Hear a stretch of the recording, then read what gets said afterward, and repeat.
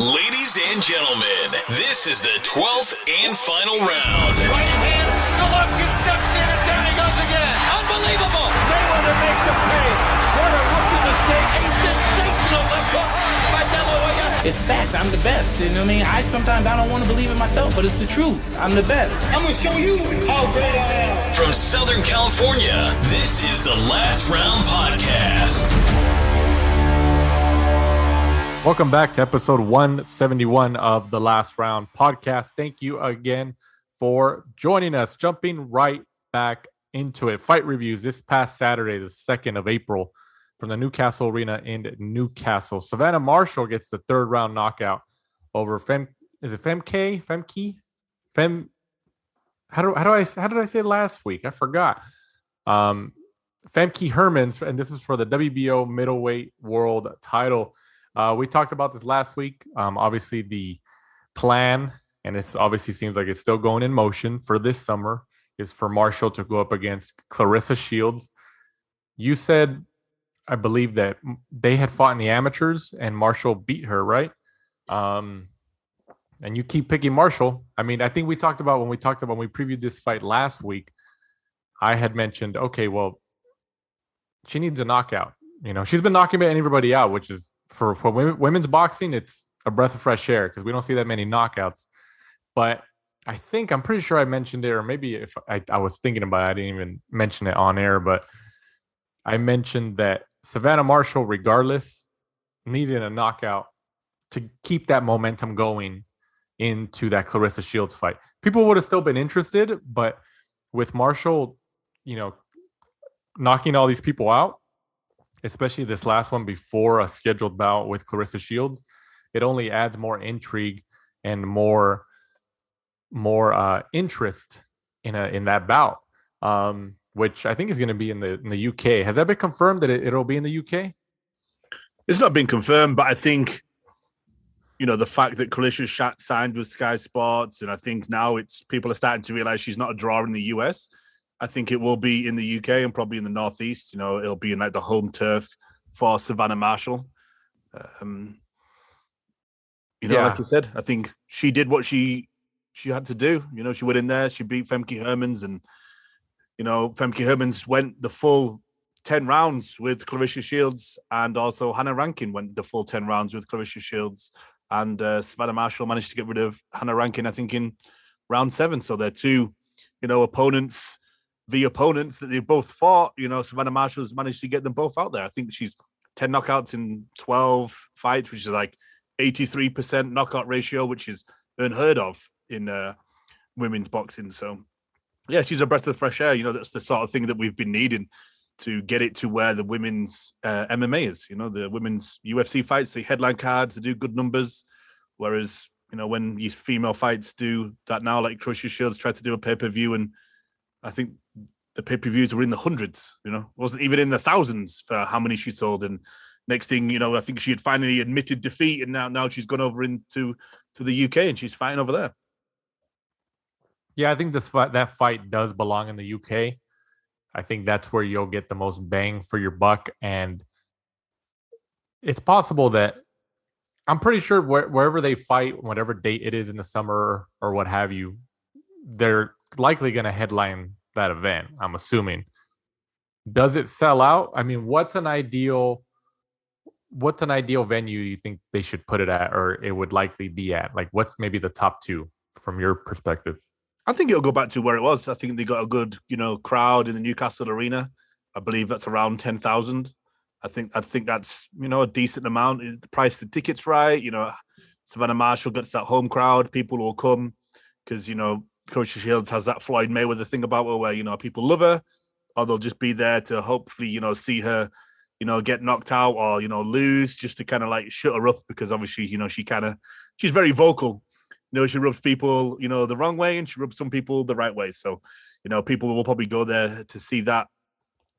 But it's just, you know, it's a good fight. It's definitely up there, isn't it? It's like, I think we've spoken about a few times, like, which is the bigger fight now? Is it Savannah Marshall against Claressa Shields, or is it at the end of this month, April 30th, we have, you know, Katie Taylor against Amanda Serrano? You know what? I think because of the knockout power that Marshall possesses, I think I'm more interested in that fight in Marshall Shields. I think in terms of like how I phrase it, like the bigger fight is obviously Taylor Serrano. Well, yeah, in terms of popularity, attention. Yeah, but yeah. I would say like in terms of intrigue now, yeah, I would agree because of this. Savannah Marshall knocks people out, and for all we know, Clarissa Shields could be up on the points, but at any moment, we know that Savannah's got that knockout power, and she may take her out. So it's kind of like watching Wilder. She's got that kind of power, that that fight turning power. So you can't at this point. It's one of those fights where how many times have I said it? Like female fight comes on, and you watch a couple of rounds, and you're like, okay, fighter A is going to win this on points, right? Okay, I can go grab some food, I can go and get a drink and stuff like that. Whereas now, when you're watching Savannah Marshall, you can't do that because at one moment, boom, that's it. It's lights out. So, which is good. At last, we want to see that. We want to see, like, I watch both. I watch boxing, I watch MMA. I want to see, the women's division be as good and as strong and have those fighters like the Amanda Nunes and all those guys over in MMA. So, yeah, it's good. Definitely good for women's boxing at last to see this fight finally get made. 2 of them in the space of a few months. Katie Taylor, Amanda Serrano. How long have we been waiting for that? Savannah Marshall, Clarissa Shields, both pretty much since they turned professional, they've been, on their individual paths that were always leading for this big fight. So you're still sticking with Savannah Marshall, I'm assuming, by knockout? Savannah Marshall knocks her out? Yeah, she knocks her out. Really? Savannah Marshall knocks her out if she engages. If Clarissa Shields' face, when the camera went to her, when Savannah knocked her out, she took like a big gulp of her own spit. You could see she was kind of like, oh shit, this girl's got power. Whereas, Savannah Marshall was in the crowd laughing, pretending she was asleep when she was watching Clarissa Shields.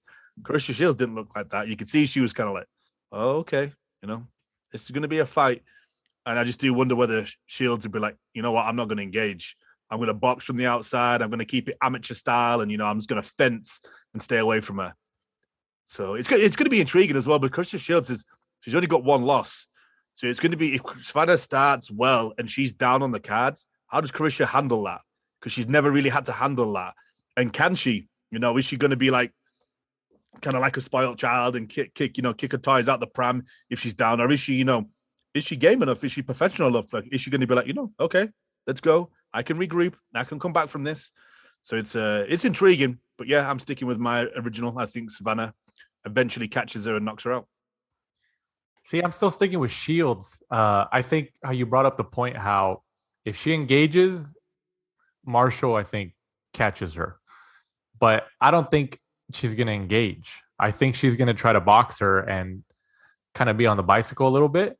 But it also comes down to, like, in terms of resume, I think even though Clarissa Shields doesn't have the knockout power that Marshall does, I feel like Shields has fought the better quality and caliber of opponents up until this point, which obviously has helped her better herself as a professional since that loss in the amateurs to Savannah Marshall. I mean, which makes this fight a lot more intriguing, obviously.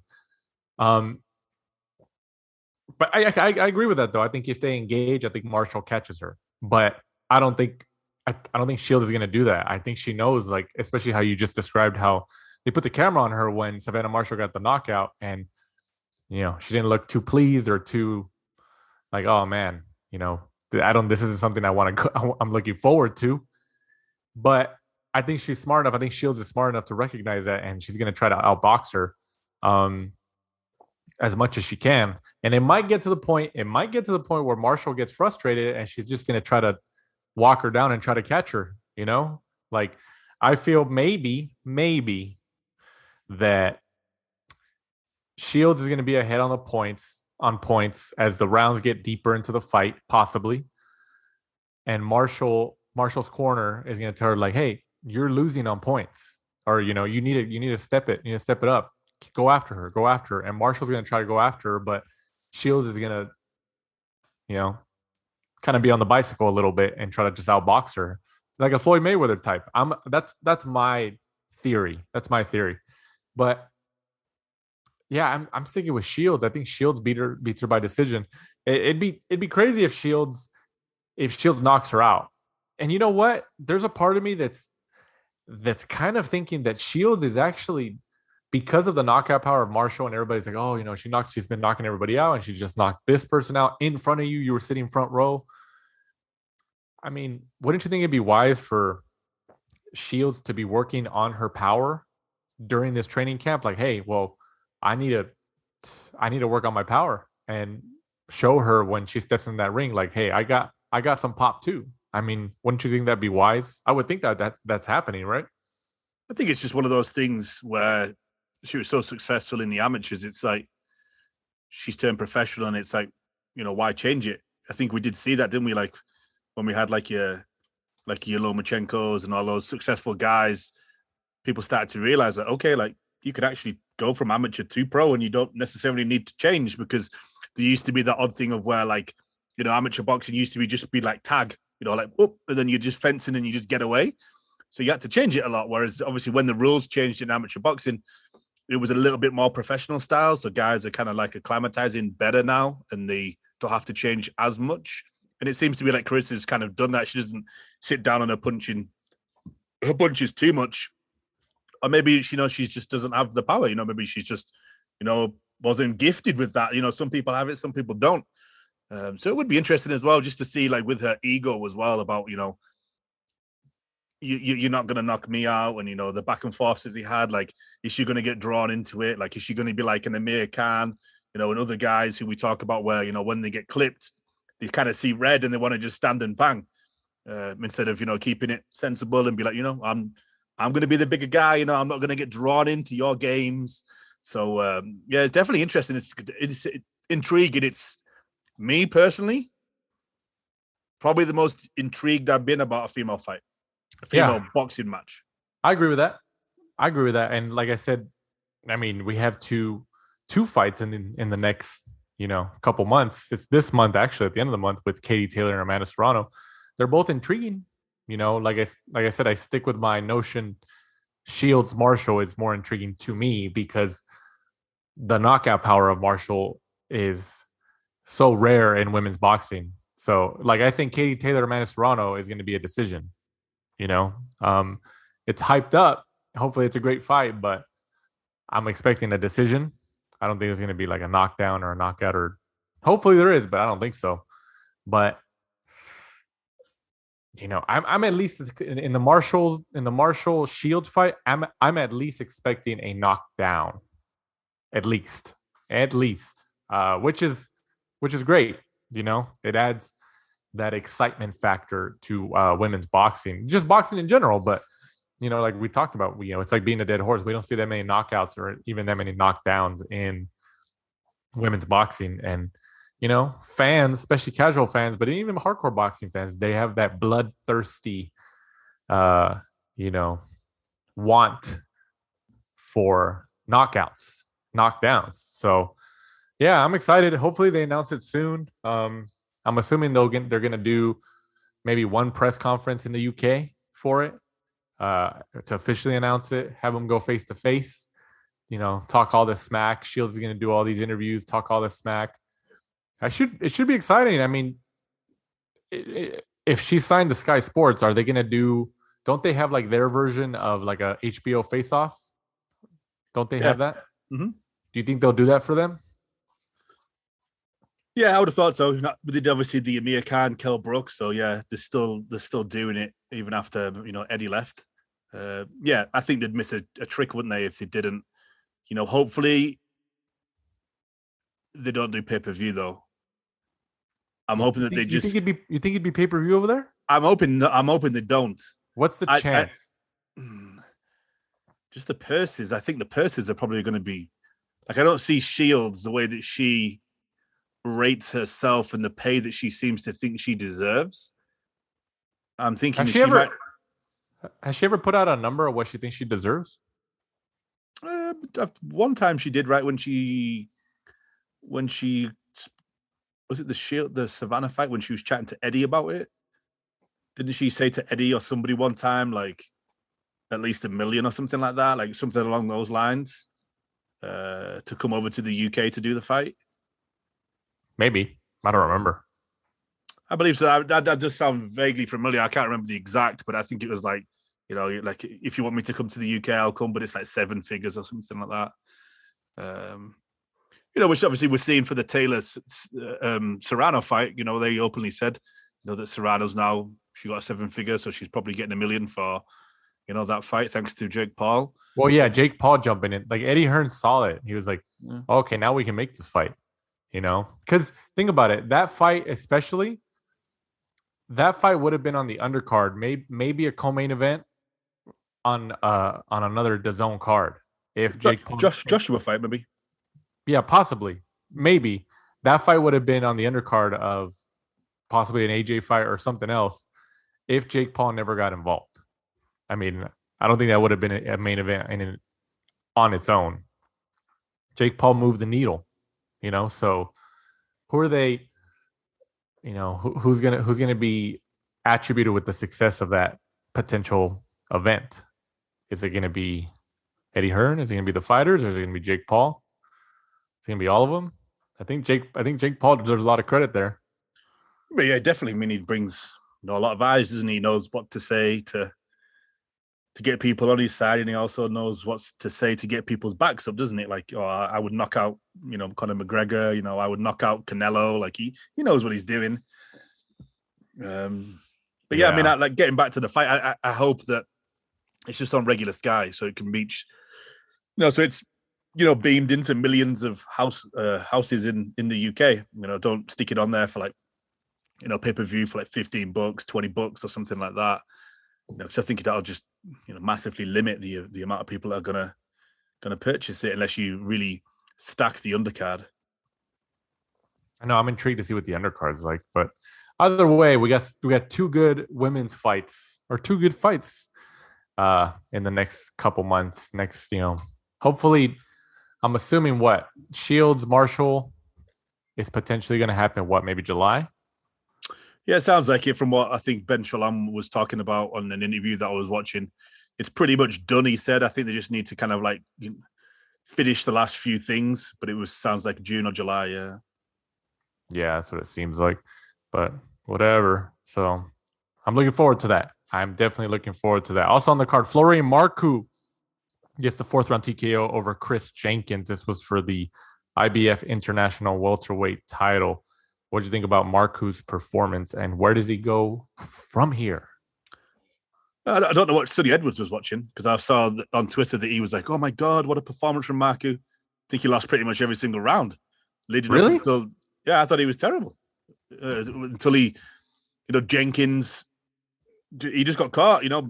He's never lacked power, you know, Marcoux. That's the one thing he kind of relies on, really. He's still very, very rigid. You know, his punches don't seem to throw. I think he throws them like with his shoulder instead of just using, you know, his body, using his torso and like twisting into it. He kind of just, everything's very, very stiff, very heavy. So yeah, he's still, but you know, he's got a good fan base. He only took up boxing like 3 years ago to be, you know, like 11-0 with an IBF International Welterweight title after 3 years. You know, it's respect to him. Chris Jenkins was a good boxer. You know, 33, so he's, you know, a little bit older, but not, you know, massively over the hill. Used to be a British champion only a couple of years ago. Yeah, I mean, he caught him and got the job done eventually, but he wasn't winning. You know, he wasn't boxing his head off and all this sort of stuff that you could see some people on Twitter say, because I saw Sonny said like, oh my God, what a performance. And then pretty much every single comment was like, dude, he lost every single round until he knocked him out. So yeah. I mean, he got the job done, though. That's all we can say, right? And he needs to move very, very, very slowly. So going out there and calling out Amir Khan afterwards. It was something. It gets your name in there. I mean, that's why he was doing it. Yeah, exactly. You know, you got to strike while the iron's hot, I guess. You know, you're better off losing in a bigger payday to someone like Khan or Kell Brook than, you know, potentially losing a 12-round decision to Chris Jenkins for a lot less money, right? Yeah. Yeah. Hey, it's something. I remember when Adrian Broner used to call out Floyd Mayweather, and then people were like, oh, wow. But like everybody kind of knew realistically, okay, that's probably not going to happen. Yeah. But I remember Broner called out Mayweather after, I forgot who he beat. It was like on a random card. When he came over to the UK that time? No, I don't think it was in the UK. It was in the US somewhere. But Broner called out Mayweather right after. Mayweather was in attendance, and he was like, he said something like, "Oh, he got to see me," he got to see me, like calling him out. And I'm just like, what? What are you talking about? Like, and Mayweather's just, they put the camera on it, and Mayweather's just like smiling, like laughing, like, okay, And then Broner goes on to like lose, and then like fight to a draw with like Jesse Vargas and lose to Mikey, and But you think Broner comes back later this year or no?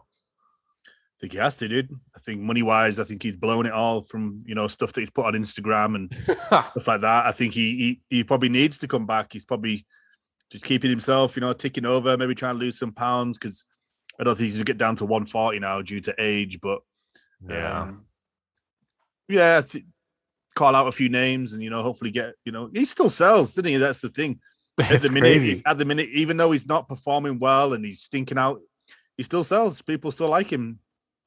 I know. It's the mouth. The mouth is. He's funny. I like watching him. His performances have been pretty poor recently, but you can't miss a Broner press conference. It's ridiculous. It's fucking ridiculously funny. Yeah. Also on the card, Bradley Ray. Yeah. Bradley Ray gets the victory over Lucas Dafaluma. Dafaluma was down in the 4th round. And then rounding off the card, Zach Chelly gets the 6th round TKO over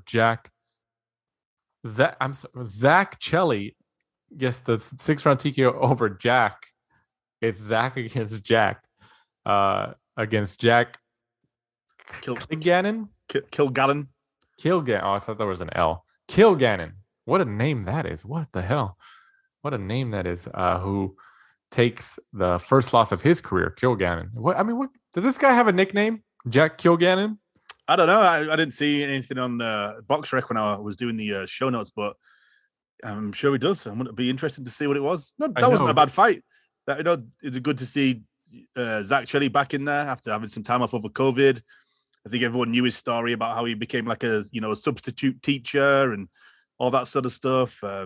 Still a little bit raw, a little bit rough around the edges is Chile, but slowly but surely, at least British to European level, in my opinion. He kind of still has that like very muscular but slow and rigid type of style. He needs to get maybe a little bit more loose instead of every single shot doesn't need to be a knockout shot. Right. You can just kind of like set it up, then play the hard one instead of doing what he does so far. But yeah, 11-1. So he's doing something right. It works out. Moving on to fight previews. This upcoming Saturday, the 9th of April, from the Super Arena in Saitama, Japan. I think I said that right. On the Zone. This was supposed to happen last December 2021, but the COVID cases around that time, especially in that region, were pretty high, so they had to push it. So now, hopefully, between now, as of this recording, this Saturday, it's still going on. Triple G returns. Gennady Golovkin, the former unified undisputed middleweight world champion, goes up against Ryota Murata. This is for the WBA and IBF middleweight world championships. Like I said, this was supposed to happen back in December, but COVID affected that, so they had to push it. And they wanted to have this fight in Japan because that was essentially where you're going to get the most bang for your buck. Murata's going to have a big fan base there and bring them out. I've seen latest videos of Triple G training. He looks good. He's always a hard worker. He trains hard. It's not, you can't really fault him for the lack of discipline, because he does. He trains hard. He puts in a lot of work in the gym and his training routine and all that. But I think he's already 40, I think. So, or he's close to 40. I believe he is 40. I'm just interested to see, because obviously, like unless you're Bernard Hopkins being able to fight until 50, Father Time will catch up to you. And, I'm looking forward to see how Triple G reacts. I mean, when he fought his last fight during the pandemic, I believe he fought Steve Rolls. Was it Steve Rolls? And Derevchenko, his last two, right? I believe so, yeah. But when he fought Steve Rolls, he won. He beat him. Looked okay. It wasn't too crazy. But obviously, this one's going to be in front of the fans. Maybe the energy of the fans is going to change his routine, change his skills a little bit. Golovkin is obviously looking for that Canelo payday, and reportedly that's on the table already. So assuming Canelo wins. I take that back. Sorry. We forgot about Kamil Zarameta. Oh, that's who it was. Yeah. Retired in the 7th round. It was December 18th, 2020. Okay. Yeah, that's who we forgot. So that was Golovkin's last fight, December 2020? Yeah. Right? Mm-hmm. So, yeah, I mean, it's been, what, a year and 3-4 months? He's been out just as long as essentially Ryan Garcia has, who we're going to talk about in a few minutes as well. Yeah, I'm just looking forward to that. I'm looking forward to that. Are we going to, how many times have we seen where, for example, when Victor Ortiz and who was it? What's his name? Lopez. Josecito Lopez fought. They were both under Golden Boy, I think. And Golden Boy was planning on, okay, Ortiz should win, and then we'll put him in the ring against Canelo. Well, obviously that didn't happen. Lopez beat him, so they put Lopez in there with Canelo. Is there any chance Murata can disrupt the plans for the trilogy fight of Canelo Triple G? I don't think so. I think it's a good stylistic matchup for Triple G. Like you said, Triple G seems to keep himself ticking over pretty well. He's had that bit of a long layoff, but at the same time, Murata's not fought for 3 years. Exactly. Murata's last fight was December 2019 against Steve Butler. He's been out. I mean, because of the talk, he did an Amir Khan. Because of the talk for so long that he was going to get the Triple G fight, he sat and waited. And then obviously the fight came and then postponed and then put back till now. So he's just waited and waited and waited for that payday because they've been talking about this fight since when he lost to Rob Brandt. You remember? Right. Yeah. Because when he lost the title, he then went back, rematched Rob Brandt and won it back. And then they were like, okay, let's do it again. Because they knew, Triple G was just going to sell over in Japan. They were trying to get over there for so long, obviously to cream that market. So I think it's a good matchup for Triple G, as long as, he just hasn't lost that fight with Father Time, like we always say. Well, that's what I'm... And unfortunately, we won't know that, because how many times you see Kell Brook, people like that, you see them on the scales, and aesthetically, you're like, oh man, he's had a good camp. Look at him, he's made weight well. But then they get in the ring and, that's it. The footwork's gone. Exactly. The hands are gone. The timing's gone.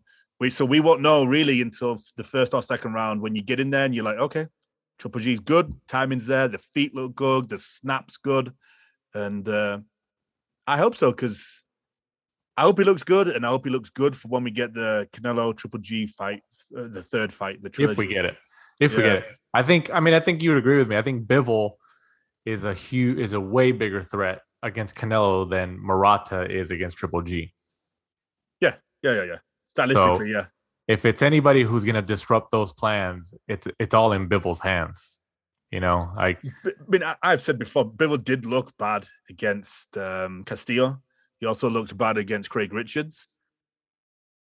But is that just because of the fact that him and his team were aiming for bigger names, but he couldn't get them? So, right. He kind of was kind of like, okay, this guy's like, he's decent, but he's like a 6-7 out of 10, and he couldn't rise. If there's any occasion you're going to rise to, it's going to be fighting Canelo.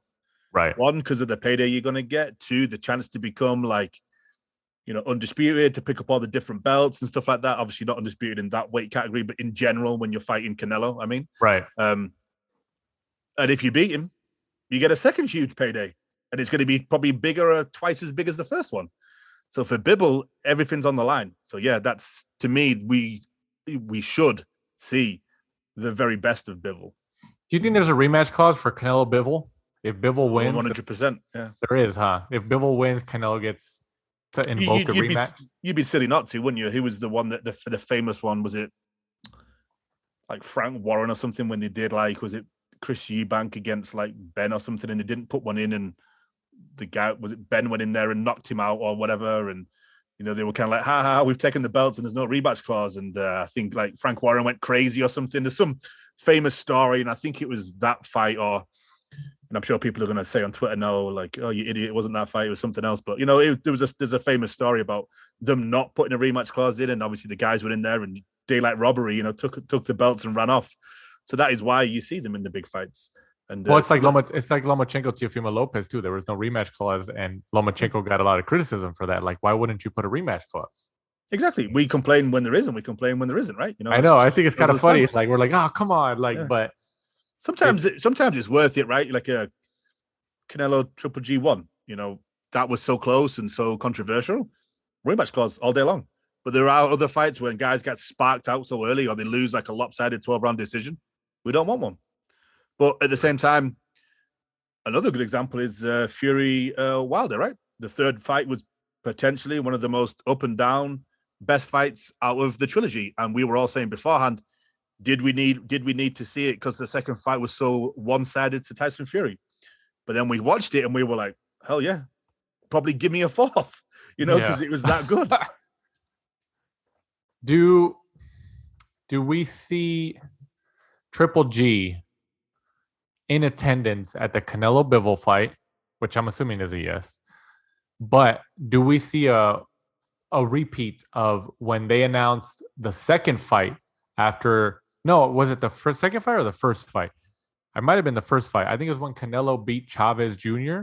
Remember, Triple G came out right after that win. He came out like an entrance. He got in the ring. They shook hands, and they pretty much announced Canelo Triple G like in September or whatever month it was, a couple months later.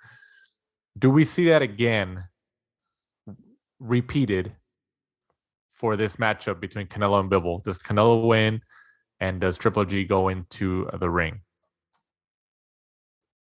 And it's a whole spectacle, WWE style, AEW style, professional wrestling. That's a good question, because there is some legit bad blood there. And if DAZN want it and they can convince both of them, I guess, I don't see Triple G really being the sort of guy that's into that kind of promotion, because very rarely do you see Triple G in the papers. I don't think he'd be into it, but I think he would. Like, if they ask him, like, hey, I mean, you never know. He could decline and reject him. Like, no, I don't care about him. I don't want to do that. He'll be in attendance, but Does Canelo kind of like think to himself, I don't want him in the ring. Like, if I beat Bivol, that's my moment. Like, you're not taking that moment away from me. That's a good question. I think maybe if DAZN push it so much, I think they are. They're going to try to. Yeah, maybe they'll do that. But you got to get both of them to agree to it. I don't know whether they. But like, I think it for TV purposes and for publicity, I think it'd be great, because I think the first person to like really talk shit during that moment is going to be Canelo, and like, because remember when they faced off? I think it might have been the second fight in Las Vegas for the weigh-in, not the weigh-in, or it might have been the weigh-in or something. And they kind of pushed each other, and Canelo kind of got a little bit mad and stuff like that. I mean, Canelo seems like he's really pissed off, because what do you say? He's like, he's been talking shit about me, like the drug test. Yeah, and I think for TV purposes and publicity, I think they should. If they can convince both of them, Triple G will be in attendance. He has to be. They're going to put the camera on him throughout the night, especially at the end of the night. And then when Chris Mannix goes in to interview Canelo, he's going to ask him typical questions, then get to Triple G. There's a man sitting ringside. Can we call him in? Or maybe they'll call him in before, But if you ask Canelo, can we call him into the ring? Can we bring him here? And what if Canelo says, no, this is my ring? People are going to be like, oh, wow. Or what if he says, oh, yeah, bring him in here? So I think there's a theater there that they need to explore, and they need to try to get those guys to at least agree to be around each other. After that, who cares? Who cares what they do? Because whatever they do, especially if they like go at each other, they talk all this smack to each other, it's only going to give more publicity to the fight, assuming it's not fake, The DAZN's first pay-per-view. No, it's going to be Canelo Bivol. It's the first pay-per-view. It would be DAZN's second pay-per-view unless AJ fights. Yeah, they haven't even decided where AJ is going to go yet. Yeah. So unless AJ fights before Triple G, the potential Triple G Canelo trilogy, it might be back-to-back Canelo pay-per-views. That's going to be interesting because you're looking at what, 50 million just for the main event, right? Is that how much it is? I think Canelo's on a guarantee of what, like 30 something, 36, and I think Golovkin gets about 12. No, Canelo's. What did Canelo make for this last fight? He made. What did he make? It's 30 something. I can't remember off the top of my head after that new deal he signed, because it was a 3-fight deal, right? I know, but like I think we talked about it. Where do we see the breakdown where he's making like over $50 million for these fights now? Like, because there was something we were talking about and we were reading where, like, oh, you know, when he was with Golden Boy and he had the 11-fight, 12-fight deal or something with DAZN, he was getting paid like 40 million, 36 million or something, which was obviously a ton of money. And then he got out of the agreement and pretty much still stuck with DAZN kind of on a fight-by-fight basis or a 2-fight deal. And according to Mike Coppinger, it's 160 million for 3 fights. Bivol, Golovkin, and then a 3rd fight in December. Yeah. So 53 million. 50-something million. So Canelo's obviously going to get the biggest share of the pie. So you're looking at closer to 60, 65 million then for that fight. Yeah, so and I mean, like, how do they distribute, you know, all that money to him? You know, do they say like, okay, for this fight you'll get this, or for this fight, or does Canelo have a say like, okay, no, you're going to pay me the most for this fight, or you know, those are details I'm interested in. Like, how does it work? Like, how do you spread it out, or is it the same? Do they just split it fight by fight? You know. But it's interesting. But yeah, I mean, obviously, Father Time is the X factor here. How's Triple G going to look? He can look in peak physical condition as he has been looking on training videos. But when he gets in there, being 40 years old, I mean, when they fought, how old was he when they fought the first time in 2016? Was it 2016 or 2017 when they fought the first time? I'll pull it up now. I think it was 2017. I think it was 2017, right? The first fight was, September 2017. Yeah. And then the next one was in 2018. Yeah, September 2018. So essentially 5 years. So Triple G was what, 35? And now he's 40 getting the trilogy. 5 years is a long time. For 5 years, when you're at that age, it's a lot. You're going to feel the differences physically. And for Canelo, the last 5 years, he's gotten better, which is scary. And he's still like in the midst of his prime. So I don't know. I mean, obviously, we'll, you know, if that all goes according to plan, we'll preview it as it comes forward. But right now, I think if that fight happens, I think Canelo knocks him out. I just think the 5 years is too long. You know, Triple G is going to try his hardest, but I think Canelo knocks him out. I think the 5 years hasn't been kind to Triple G in terms of physicality. He's still gonna. I still have confidence that he's still going to have talent, and you know he should stop Murata, especially with Murata's long inactive streak, you know, of not having a fight in like 3 years. But Canelo in these 5 years since that last fight, he's gotten dangerously scary. You know, unifying 168, not like breaking Billy Joe Saunders' orbital bone, stopping Caleb Plant, stopping Sergey Kovalev. It's scary. So who knows? But you know, DAZN better hope. They're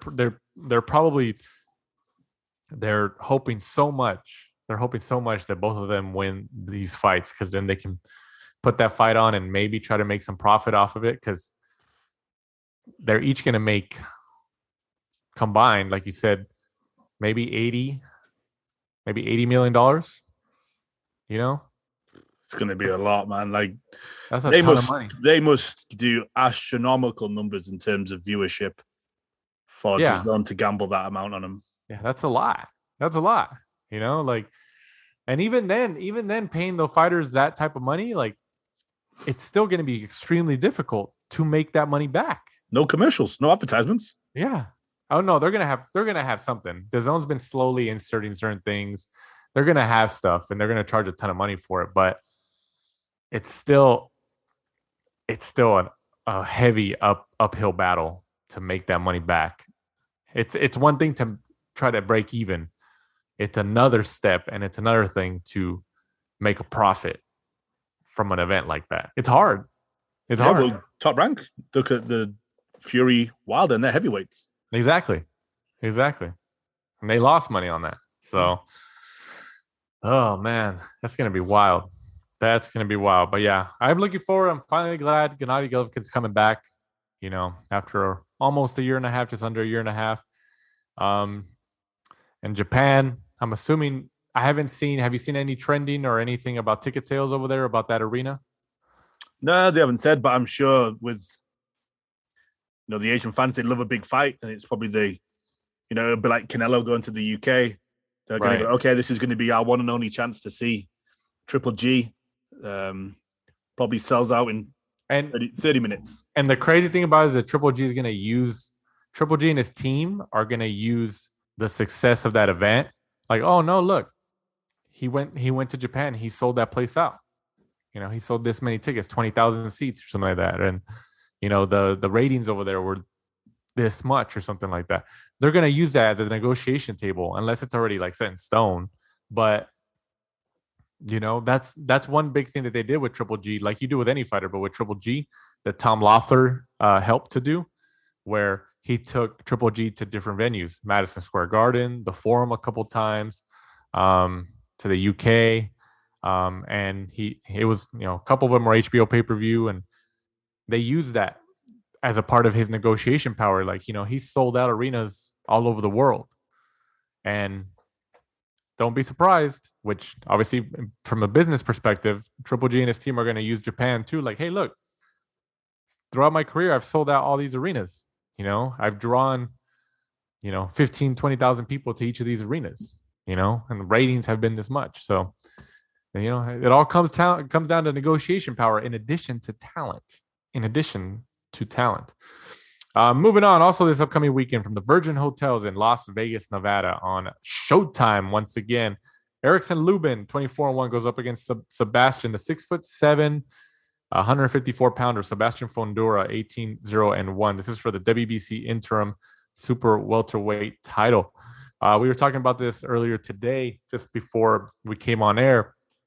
I'm very excited for this fight. This might be I'm probably the most intrigued about this fight, about any of the weekend, including the Ryan Garcia, including the Gennady Golovkin and all that.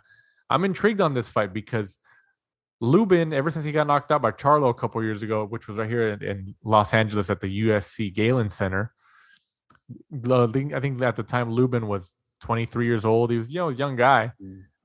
He got knocked out. I think I was there and I saw him. I was like, it was pretty nasty. Charlo caught him pretty well. But ever since then, Lubin's really improved. Erickson Lubin's really improved, and he's fought well, and you can tell he's really honed his skills. And then Fundora, obviously, just the length that he has, the height, making that weight is kind of what makes him kind of difficult to fight. If you want to ask me, I think Lubin still takes this. What do you think? Great matchup. Honestly, a lot of people on Twitter have been saying this week how good of a matchup it is. Like you said, yeah, Lubin definitely has a good potential. He, was one of those guys that kind of hit the pro scene and everybody was kind of behind him until he ran into Charlo, and Charlo just caught him with a perfect uppercut that just stopped him straight in his tracks and knocked him out. Fundora he's so different, isn't he? Because he's like 6'7", absolutely enormous for the weight, but actually fights up close because he said in one of those like 24/7s or behind the scenes type things that when he first started boxing, he wasn't that tall. So he kind of was like, just an everyday fighter, like to fight up close, really like to fight on the inside, and then just had some crazy growth spurt. Crazy. And now he's like 6'7". So he weirdly doesn't really use his attributes like he could, because he could stink out a lot of fights in, that weight division because he's so enormously tall. Yeah. So he should really learn how to do that, because then he's got a two-pronged attack. He's got an A and a B. But at the minute, he loves to fight up close. So I think he'll eventually learn that skill, though, but it's going to be a while. Yeah, I think he should definitely at least try to do that, but he doesn't seem to really rely on that at the minute. Going off that, if he fights like we normally see, I think I would maybe go with Lubin, but I think Fundora is just one of those guys, though, that he's maybe like another Josh Warrington to me, where you kind of back against him, but he always manages to come through. No, yeah, I think I'm not picking Lubin like, 100-1 odds or something like that. I think, like you said, I think that's a good analogy, where he's like Fundora's like Warrington, where you're just like, you pick against him, but he always finds a way to win. Yeah, but Lubin's more of a polished, nice to watch type of fighter. So you sometimes go with him because he's attractive. He's kind of flashy at times, where he's improved a lot. Yeah, Lubin is good. I think it was more of a confidence thing, wasn't it? I think most people were worried about, like, okay, that was a bad knockout. Like, is he going to come back, and is he going to have the confidence in him still because of the way that he lost? And I think they've done him very well, because that was a long time ago. Yeah, that was a while ago. This is probably his biggest fight since. Would you agree with that? Or? Yeah, probably. Yeah. Yeah. So they've taken a long time to kind of get him back in there. Because like you said, he was really young at the time. So he's probably just hitting like his peak, kind of like adult years, where he fills out and finds himself. Right. I would maybe go Lubin in a close decision. Wouldn't be surprised overly, if Fundora won. It is really a 50-50. Yeah, I'm telling you, this is my most intriguing fight of the weekend. So, imagine Lubin. Either way, a win for either one is going to be good for the career of each respective one. Like, if Lubin wins, it'll be a good win. But if Fundora wins, he's going to get way more stock out of it than Lubin would if he wins. I think if Fundora wins, it's going to be huge for him. Like, oh my God, that's a significant win. That is huge. Coachella on fire. Yeah. Chocolatito, Fundora. Yeah, it's going to be huge. It's going to be huge. Pun intended. 6'7", huge and all that stuff. But yeah, I'm definitely intrigued on this fight. Also on the card, Tony Harrison, 28-3-1, goes up against Sergio Garcia. This is actually a pretty decent fight too. We got some good matchups here on this card, right? Yeah, I love watching Tony Harrison. He's just got everything about him. He just switches off. Yeah. If he had like the vision to just go like all the way through and just keep it, himself on fire and not take rounds off or parts of round off, unbelievable. He'd still be a champ. Because the first time he fought Charlo, we spanked him. And then the second time he was spanking him, and then he switched off. And then, that was all that she wrote. And, Charlo definitely just took that belt and was running as far away from Tony Harrison as he could. He's talented. I really like watching him fight. Yeah. It's a good card. Good card, that Showtime card. I'm going to try to catch it. And also this Saturday, I'm telling you, this weekend has a pretty decent names fighting, Triple G, Lubin, Fundora, Harrison. Got some pretty decent names fighting this weekend. A lot of eyeballs on boxing this weekend. From the Alamo Dome in San Antonio, Texas, on DAZN, Ryan Garcia, your favorite fighter, returns to the ring since January of 2020, I believe, or was it 2021? I'm sorry, 2021. As he goes up against Emmanuel Tagoe, 32-1. I'm not really familiar with Tagoe too much. Are you familiar with him? Like, what are we looking at here? Tagoe, he was very highly ranked. I think it was in the WBO ranks for some time. Fought a lot of his fights, back home. Came over here, supposed to be like a heavy-handed, come forward fighter. Muscular. Just wants to like walk you down. Slightly limited, I would say. Perfect kind of style. A lot of the people that Ryan fights, they're smaller, come forward fighters. So, it's kind of like an easy target for Ryan because, if you look at Ryan's style, you would imagine that the people that are going to trouble him really are you people that, box and move because Ryan likes to throw, very heavy-handed shots. He's very flat-footed, which is obviously where he gets, and helps generate all of his power. So, later down his career when he has to fight people that, are going to box around him and not just, want to stand and trade, then that's, I think, where Ryan's going to have some trouble. But, I think he should come through this. I would be shocked if, if he didn't, especially with him coming back from all the troubles he had. I think they picked it very wisely because, as usual, Ryan was calling out all of these names and we don't get them. We get someone completely different. So this is really like more of a comeback fight. And then hopefully, but, we'll probably not, we'll hopefully see him in there with someone. Like we've always said, you kind of get sick of saying it, don't we? Like a Gervonta Davis. I'd be happy to see him fight Rolly to get that kind of like. That'd be interesting.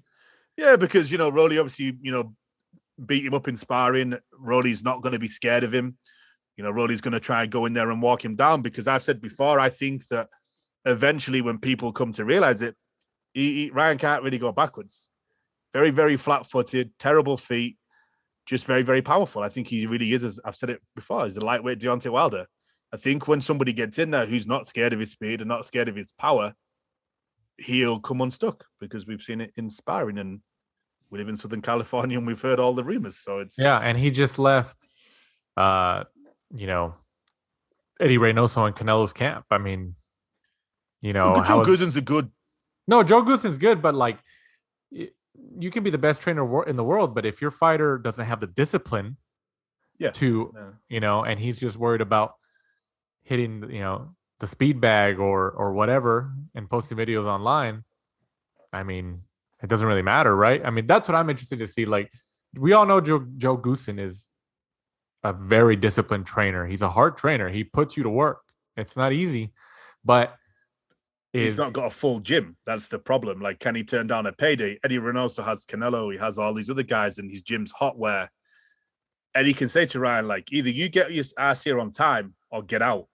Right. Whereas Joe Goosen's got Chris Arreola, that Vito Milanecki.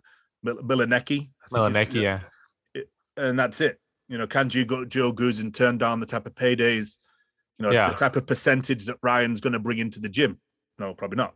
Exactly. Yeah. I mean, like, is it if Joe Goosen had a stable like Eddie Reynoso, does he still take on a Ryan Garcia? I'm sure he says like, oh yeah, but like you're gonna have to work around my other fighters. I mean, that's in reality, that's how it should be. It's like having a disruptive person at work who gets away with a lot and then you don't. Right? You're gonna be at the end of the day, you're gonna be like, well, why does this guy get away with this and all the time? Like he's always late. He doesn't do anything. He doesn't do the runs. He doesn't do this. He doesn't do that. But that's going to be Ryan's downfall, right? Like I'm sure he earns a lot of money from Instagram, and maybe he doesn't need boxing. But at the minute he's in it, so why not give it his all? Whilst he's here, because eventually he's going to keep doing that and doing that and doing that, and he's going to lose. I don't see Ryan taking it that well. I'm interested to see how Joe Goosen, because obviously we know that Ryan Garcia used to train with Joe Goosen in the earlier days in his career. But now that he trained with Eddie Reynoso for a couple fights and now he left and this is his first fight back with Joe Goosen at this stage in his career. I'm interested to see, like anybody, you're always interested to see, okay, what changed in your style? You went to a different trainer. Is anything going to change? Or are we still going to see the same Ryan Garcia, which I think we are. I think even if they teach him certain things in training with a new coach or a new trainer, as soon as he gets hit or he gets in that ring, he reverts back to something that he's familiar with, which is straight up and down, flat-footed. When he starts doing a combination with you, he just plants his feet and he doesn't move his feet. It's his whole upper body. It's his whole upper body. Like, and his feet just stay planted in the ground like he's in two holes. And it's just literally it's his whole upper body. It's just like twisting his torso. That's what I'm interested to see. I'm like, okay, did you add anything to your arsenal? Because even with Eddie Reynoso, it didn't really. I mean, like, I feel with Eddie Reynoso, he didn't really at anything visible, but he had the heart. Like, especially when he beat Campbell.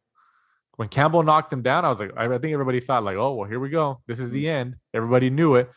And he came back and he stopped him with a nasty liver shot, which was it was an awesome punch. And he stopped him. And you can tell he was all emotional after it. He in the victory and everything, he jumps into Eddie Reynoso's arms and all that stuff. And I thought, okay, this kid's got a lot of momentum. That's a huge confidence booster.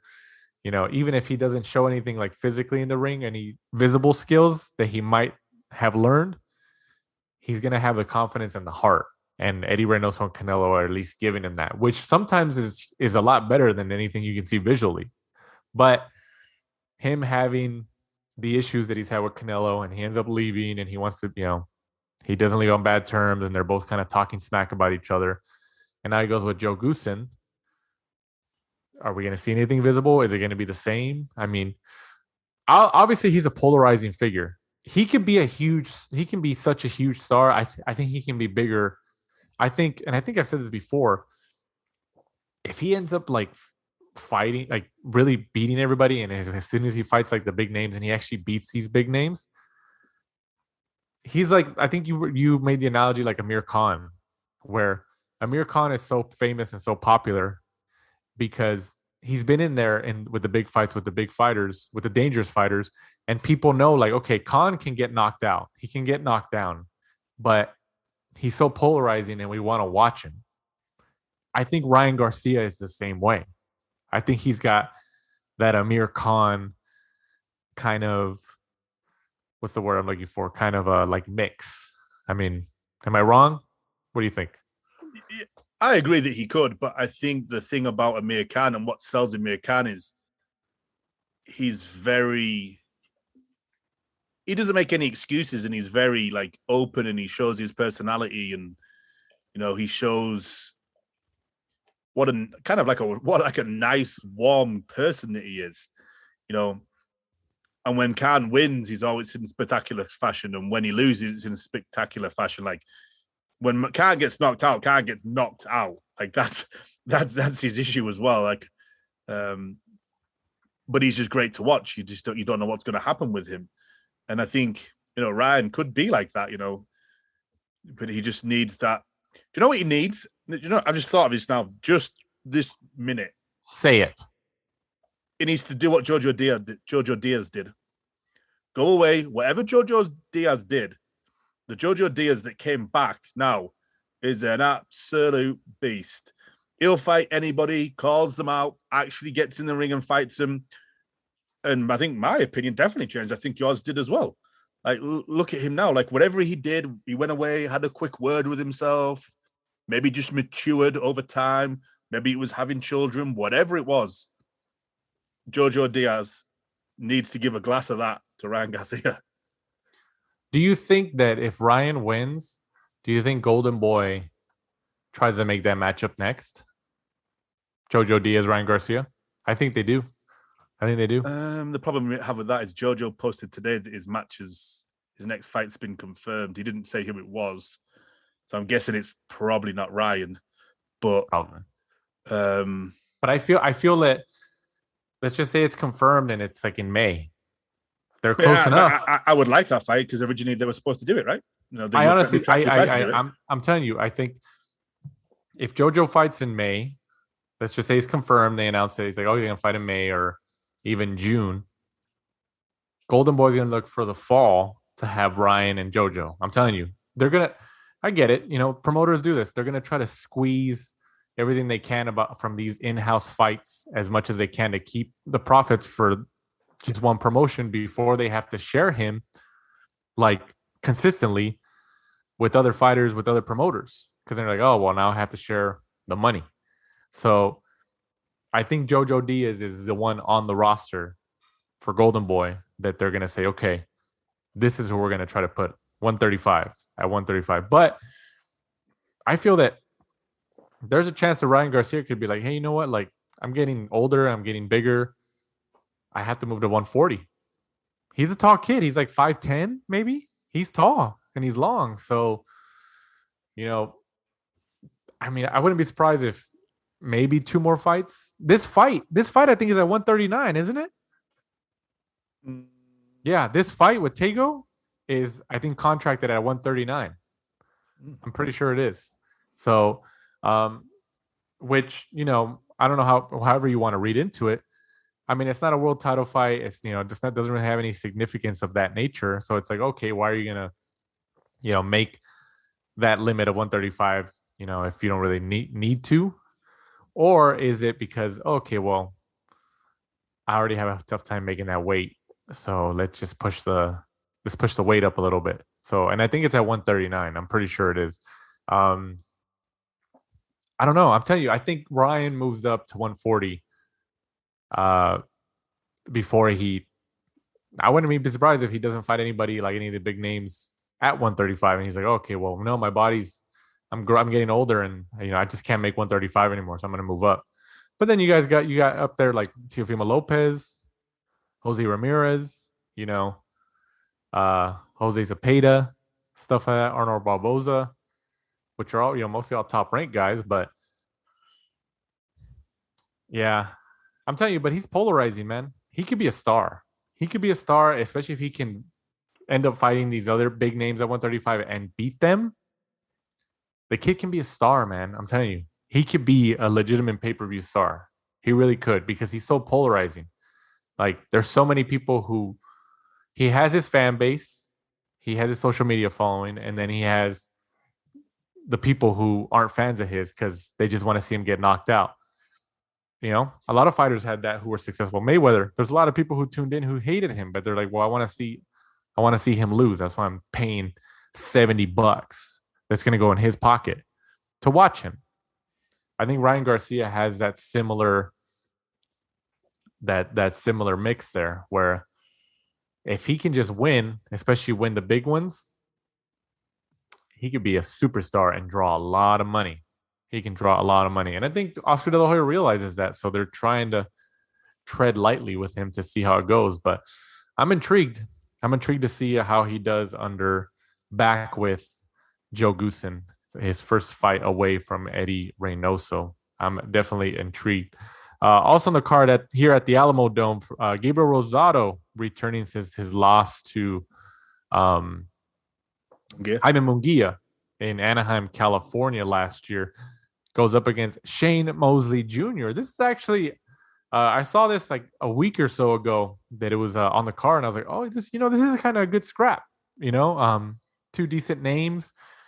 I think Rosado still beats him. I think Rosado's his experience is just too much for Mosley Jr. But Mosley Jr. has the name. He brings I don't want to say pedigree, but he has his dad's name, Shane Mosley, and stuff like that. So people they tune in like, oh wow, Shane Mosley's kid, and they look like each other. So I'm intrigued on this fight. I'm intrigued, but how do you think this ends? Does Rosado? Well, first off, do you think Rosado wins? And if he does, how does he win? Yeah, I think Rosado wins. I think he knocks him out. Yeah, that's what I was thinking. Don't really rate Mosley, really.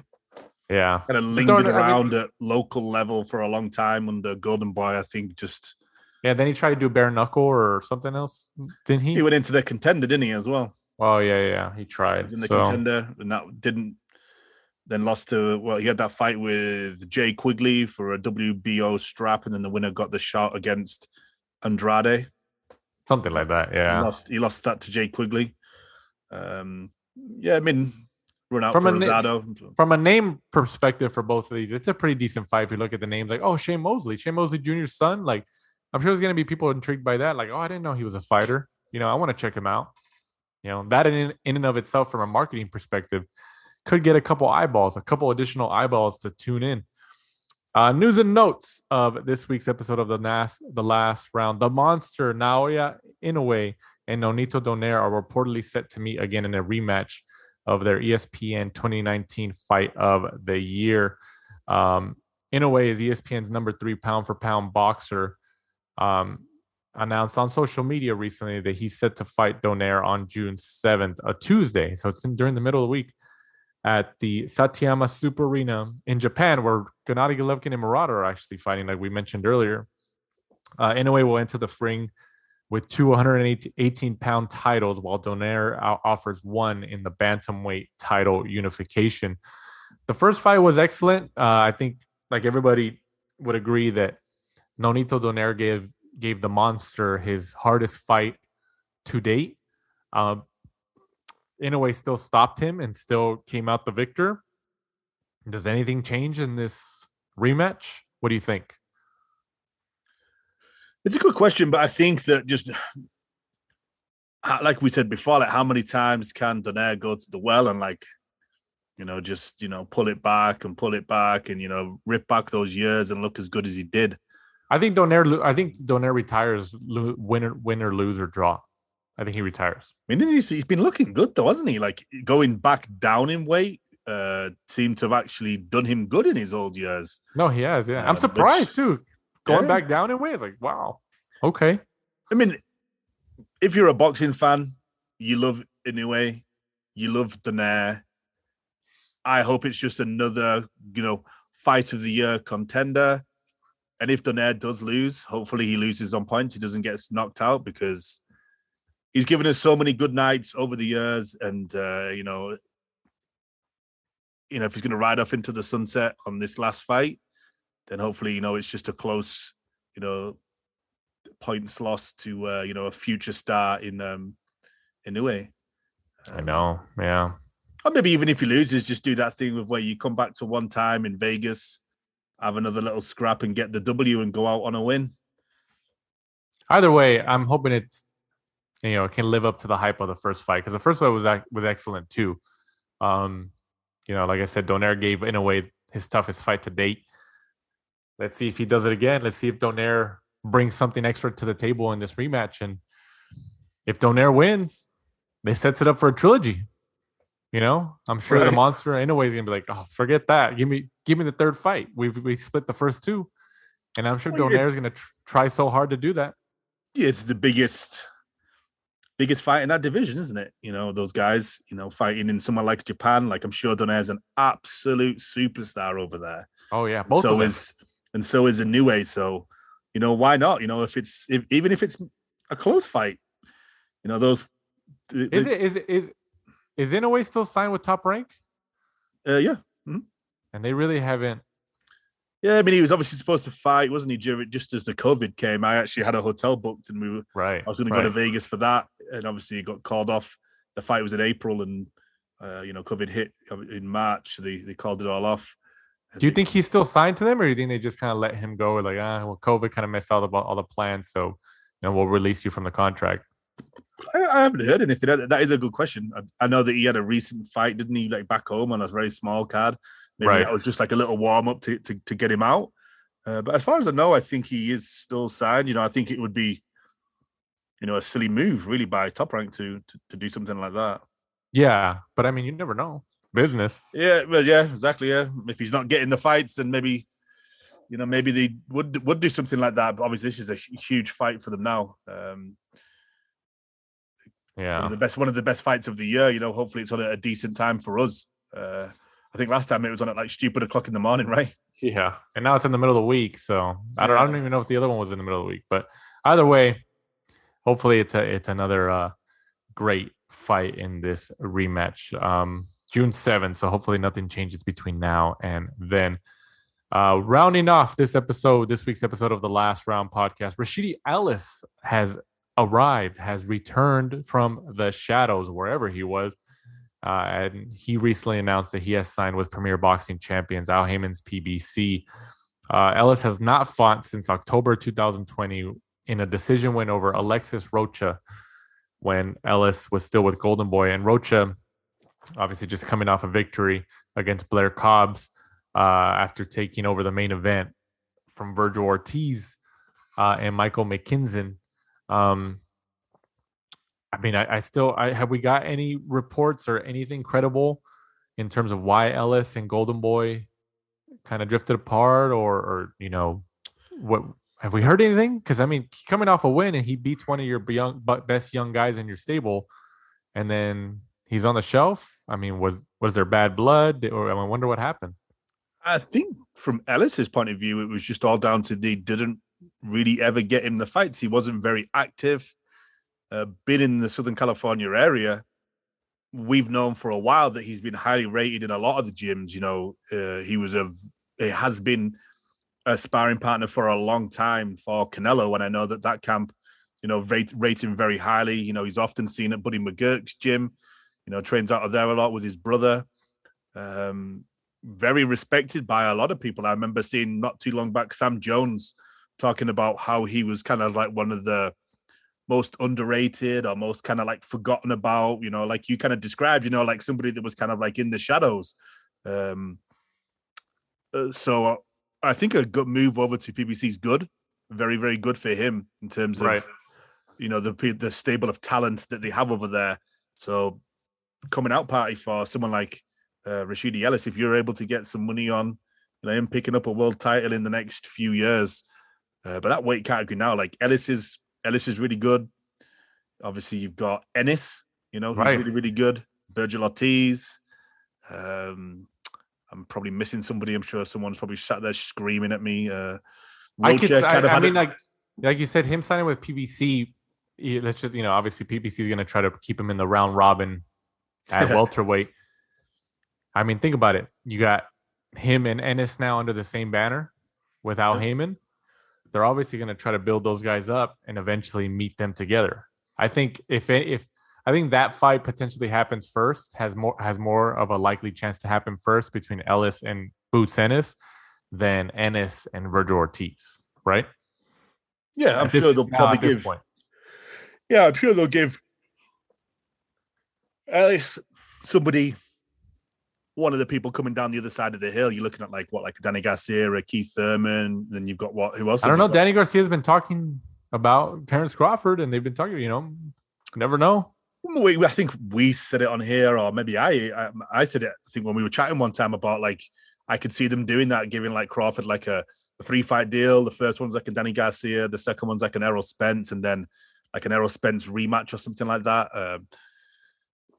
It's just something you can see, like Crawford's obviously going to want a couple of fights, at least the big fight, and they want something to in return, right? They want a smaller fighter where they can maybe make a return, because the purses for Crawford and Spence, it's going to be probably going to have to be pay-per-view. It's going to have to do good numbers. It's going to have to do a good gate for them to see any type of return. So I think maybe even like a Danny Garcia fight is going to be a fairly big purse. Danny's done some big purses over the years. Yeah, any of those fighters that Crawford's going to fight, Thurman, Garcia, especially Spence, they're going to demand big purses. They are. I think all those fighters are a little bit different than Sean Porter is. Sean Porter went to ESPN, went to Top Rank. He showed his grit. He's like, okay, I'll go over there. It was a great fight. Crawford ended up stopping him, but I think Porter is a different breed in a sense than the others. In a way, in terms of from the business side, Porter goes across the street, quote unquote. But either way, going back to Rashidi Ellis, him signing with PBC is probably the best move for his career. It's unfortunate that him and Golden Boy didn't work out. Whatever happened, I know he was, like you said, they couldn't get him the fights or anything like that, so they kind of kept him on the shelf or whatever.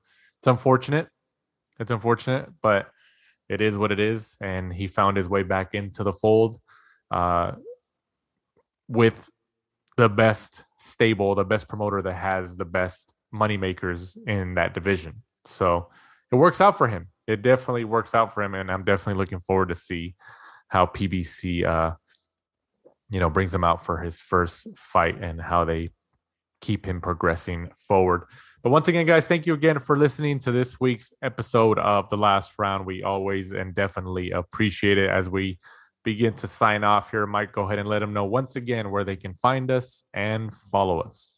We are at The Last Round 12 on Instagram and Twitter. And be sure to join us next week. We'll be talking about all those fights that we just previewed and looking forward to the Isaac Cruz, Gamboa, Errol Spence, Ugas, and they also have a matchroom crowd, Chris Billum-Smith against Tommy McCarthy rematch. So be sure to join us next week. We're coming back. So once again, for my co-host, Michael Shepard, I'm Danny Z. this is the last round. Thanks for supporting and listening to the show. Follow us at The Last Round 12 on social media. Rate, review, and subscribe. This is the Last Round Podcast.